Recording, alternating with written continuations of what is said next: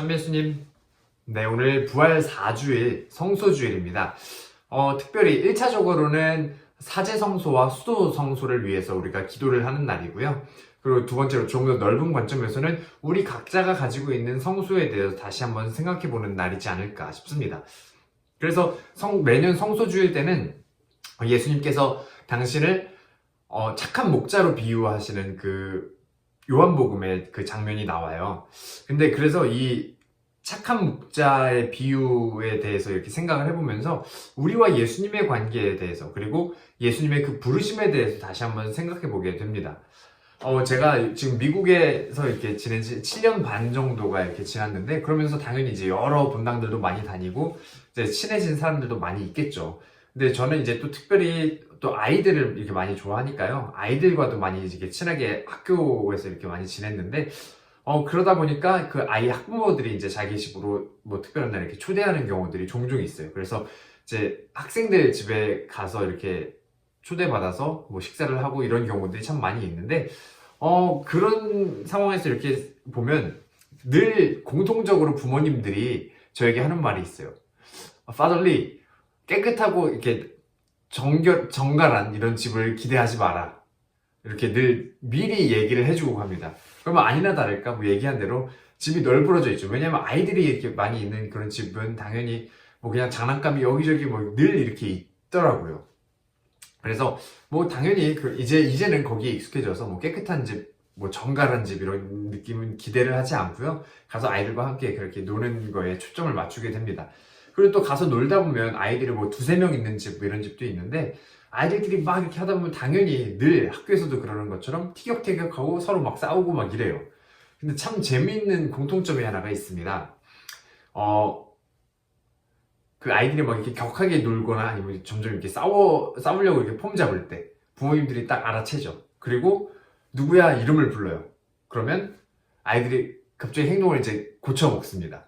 근데 이 모습은 미국에서 뿐만이 아니라 한국에서도 마찬가지가 아닐까 싶어요. 이렇게 부모님들이 특별히 야 너 뭐 이렇게 해서 뭐 구구절절 이런 설명을 하시는 것이 아니라 그냥 누구야 이렇게 누가 이제 어릴 때 우리가 흔히 표현으로 이제 저지레 한다고 하잖아요. 그런 이제 뭔가 사고를 터뜨리기 전에 부모님이 누구야 이름을 부르면 그 행동을 멈추는 것.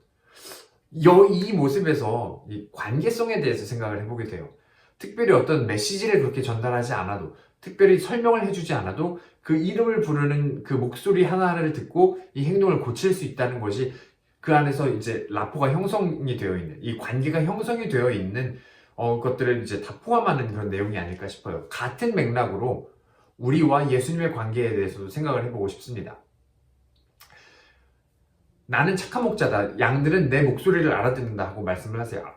당신의 목소리를 알아듣는다는 것이 어떤 의미일까 하는 생각을 해봐요. 그냥 목소리, 그냥 육성을 듣고 예수님의 목소리다 이렇게 알아채는 것이 아니라 내가 살아가고 있는 이런 상황에서 예수님께서 나를 어떻게 부르고 계시는지, 어떤 상황에서 나에게 말씀하고 계시는지를 내가 알아채는 것, 그분의 뜻을 나의 삶 안에서 알아채는 것이 바로 그분의 목소리를 알아듣는 것이 아닐까 하는 생각이 들어요. 그래서 내가 어떤 행동을 하기 전에, 어떠한 판단을 내리기 전에 그분께서 어떻게 생각하실지, 그분께서 나를 이렇게 부르고 계신다는 것을 깨달을 수 있는 그런 덕목을 함양하는 것, 그것이 그분의 목소리를 알아듣는 그분 목장의 양떼가 되는 그런 길이 아닐까 싶습니다. 그러기 위해서는 그 안에 머물러 있어야죠.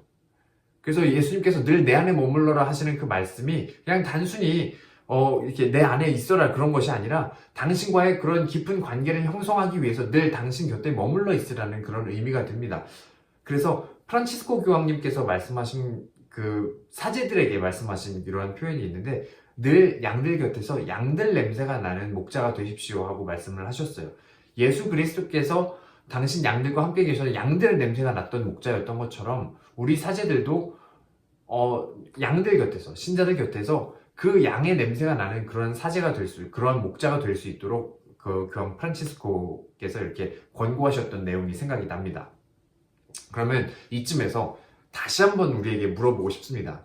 그러면 그분 목장의 양떼로서 그 양 무리 중에 한 양으로서 그러면 나는 어떤 냄새를 가지고 있는가? 착한 목자가 양들 곁에서 그렇게 양들의 냄새를 이렇게 내가 가지신다면, 그러면 역으로 그럼 양들에게서는 어떤 냄새가 나야 할까요? 바로 착한 목자의 냄새가 나야 되겠죠. 그래서 서로의 냄새를 입을 수 있는 것, 그것이 바로 사도 바오로가 이야기한 그리스도를 입는다는 것이 그런 의미가 아닐까 싶습니다. 그리스도께서 우리 냄새를 입으시는 것처럼 우리도 그리스도의 향기를 담은 사람, 그리스도의 향기를 입을 수 있는 그런 사람이 되었으면 좋겠습니다. 그것이 바로 그분의 목소리를 알아듣고 그분을 따르는 것, 그분 안에 머무르는 것, 그분의 부르심이 어떠한 의미인지 내 안에 다시 되새길 수 있는 그런 한 주간 보내셨으면 좋겠습니다. 아멘.